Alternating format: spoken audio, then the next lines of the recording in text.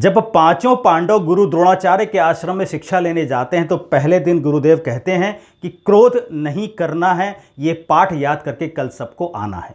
अगले दिन सब पाठ याद करके पहुंचते हैं, लेकिन युधिष्ठिर पाठ याद करना भूल जाते हैं। उसके अगले दिन भी भूल जाते हैं, तीसरे दिन भी भूल जाते हैं, चौथे दिन भी भूल जाते हैं। तो गुरुदेव उन्हें छोटी सी सजा देते हैं और ये कहते हैं कि अगर अगले दिन भी भूल गए तो तुम्हें बड़ी सजा मिलेगी।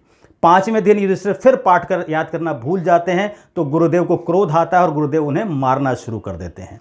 बहुत देर मारने के बाद गुरु को यह आभास होता है कि युधिष्ठिर मुस्कुरा रहे हैं जबकि बाकी चारों भाई क्रोध से भरे हुए हैं। तो वो युधिष्ठिर से पूछते हैं कि इतनी मार खाने के बाद भी तुम्हारे चेहरे पर मुस्कुराहट क्यों है? तो युधिष्ठिर कहते हैं कि गुरुदेव आपने ही कहा था कि क्रोध नहीं करना है। तो गुरुदेव कहते हैं कि युधिष्ठिर तुमने मेरे पाठ को याद नहीं किया है बल्कि उसे आत्मसात कर लिया है। अब इस दृष्टांत से समझेंगे एक बात तो आपके काम आएगी कि अच्छी बातें सुन लेने और याद कर लेने से कोई लाभ नहीं होता है, बल्कि जब आप उसको आत्मसात कर लेते हैं, अपने आचरण में उतार लेते हैं, तो उन बातों का लाभ आपको अपने जीवन में दिखाई देना शुरू हो जाता है।